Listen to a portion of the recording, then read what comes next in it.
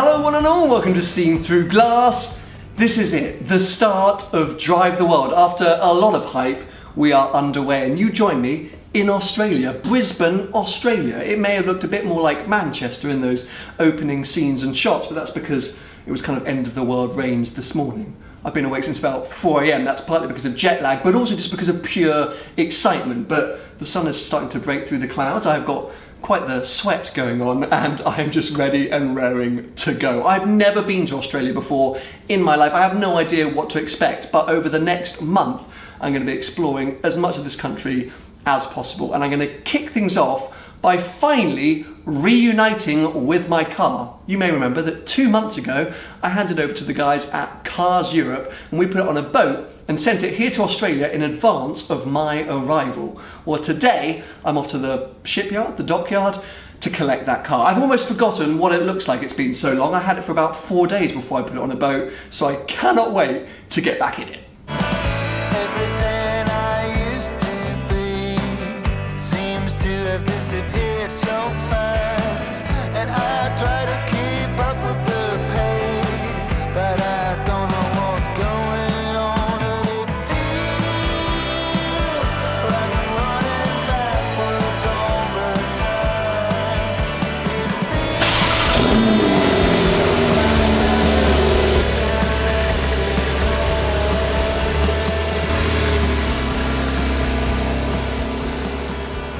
This is weird. This is so weird. I'm driving my car in Australia, literally the other side of the world. I put so few miles on this thing before I packed it onto a ship with the guys from Cars Europe that, speed limit display unavailable, out of functional area. Well, that would make sense, considering I'm not even in Europe anymore. I think this car's like, where are you? I'm in Brisbane. Good day, Porsche. How you doing, buddy?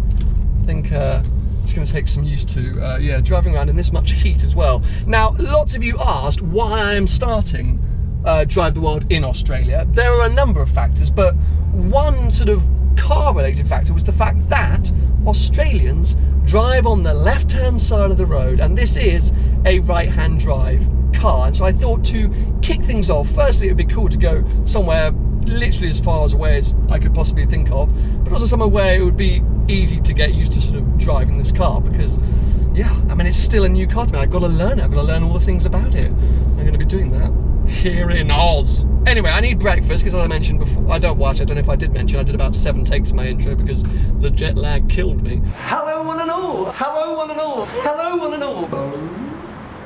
I woke up at 4 AM, so I need to have like my third breakfast now, maybe another coffee. And then I need to go and get the sponsor logos put on this car because I didn't have time to do so back in September or October. The team at Yanamite did an amazing job transforming this car to look how it looks now, but I need to add the sort of finishing Drive the World touches. Can you honk?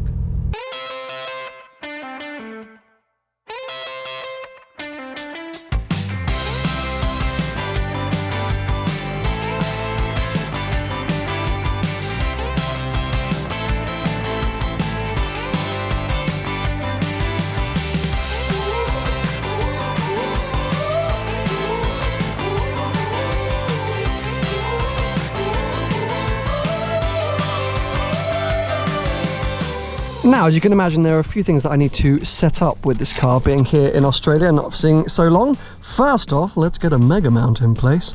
For those of you guys that don't know about these, they are magnetic phone mounts, and eagle-eyed viewers, there you go, Seen Through Glass limited edition, coming soon.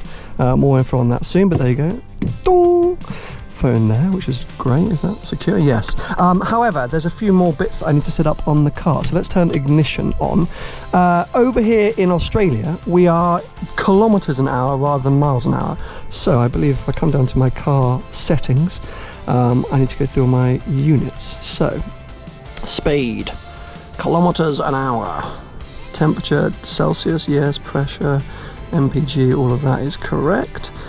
Date and time. Now, weirdly, it says it's synchronized with the GPS signal and automatic time zone, but it's saying 1:25 in the morning, 1:25 AM, and it's 11:25.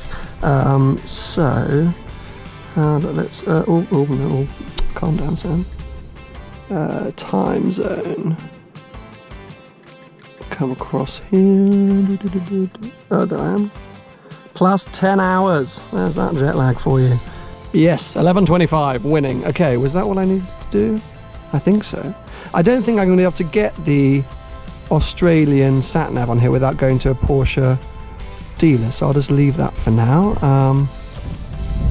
Power up. I reset my trip clock. I thought that'd be quite fun to see at the end of each country, I guess, or each leg, how far I've gone.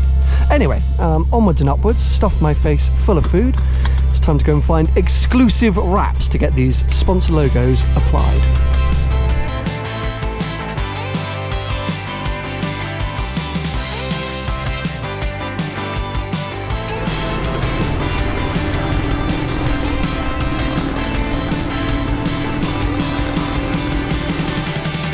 Well, welcome to the Yanamais of Brisbane. This is Exclusive Wraps, and before I left, well actually before Christmas, I did a post saying where is the best place for sort of wraps and signage in and around Brisbane, and everyone said these guys were the best. So I'm really happy they managed to squeeze me in, because today is their first day back from sort of the Christmas holiday and New Year break, and so they've literally squeezed me into some of their, between some of their other jobs. Anyway, the car's getting final measurement checks before the various logos get applied.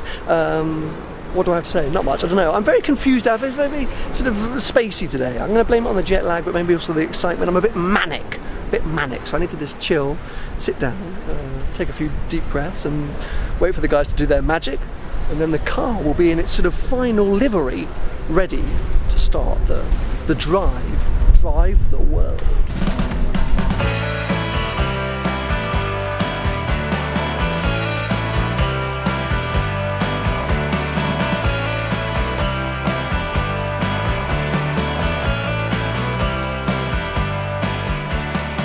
The transformation is complete! Logos have now been added to the car by the amazing guys down here at Exclusive Wraps and Signs. Now, lots of you that have signed up to SeenThroughGlass.com may already be familiar with these companies, but for those of you that haven't, firstly, what have you been doing with your life? But secondly, let me just introduce these companies to you, talk you through them, explain what they're doing as part of Drive the World, and I'll kick things off with Magnitude Finance. Lots of long-term viewers will know that they have financed, I think, my last 5 or 6 cars, and did the finance for this 911 Carrera T, so absolutely awesome to have them on board.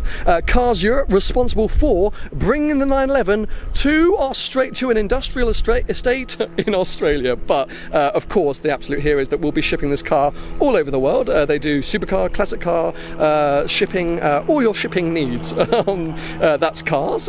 First Point, they handle my insurance for the 911 in Europe, but they are actually my insurance provider for the 360 and have provided 2 or 3 of my previous cars as well. And we actually recorded a podcast all around sports car, premium car insurance in the UK, so if you're interested in that, go check out the Behind the Glass First Point podcast. G-Technic, I think lots of you will know G-Technic. They are very famous car detailing, cleaning product company. They are going to be responsible for making sure that this 911 Carrera T is looking basically brand new at various points during the trip. They've also given me a whole lot of products so I can keep it looking spick and span as I move around, so very helpful to have them with me.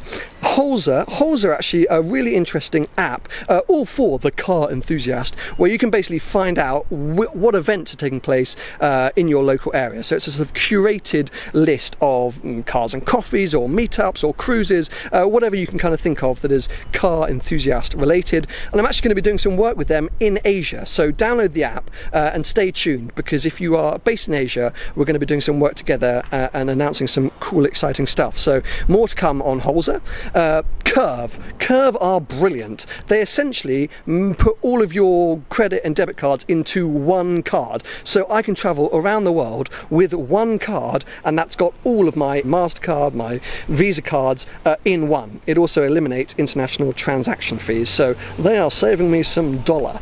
And then finally up here, OmniPay, they are an Australian partner, so here just for the Australian leg, and they are all about sort of, again, managing finances online, so raising your your invoice, get paid easy. So brilliant to have them with me as well. And there you go, the full lineup of sponsors for the start of Drive the World. I nearly forgot, I've added a little seen-through glass logo on the back as well, so anyone that's following the car knows how to find out more information about what I'm up to.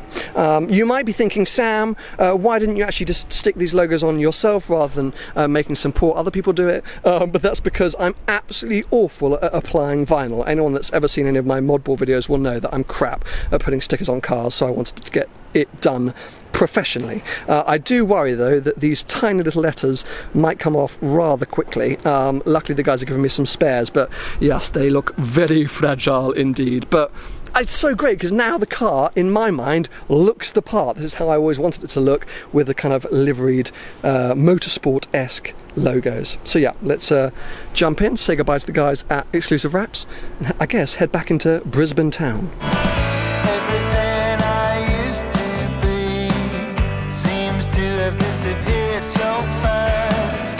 Like time is playing tricks on me. Like my present now is my past. So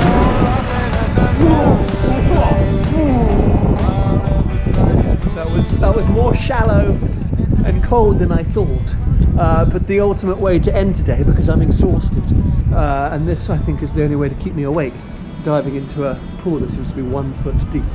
Anyway, it's been a weird first day of Drive the World, a sort of a bit of a manic, lost, confused day, but I have been reunited with my 911. It has got the sponsor logos, and it means that tomorrow I can get underway in true style. So yeah, I hope you enjoyed it.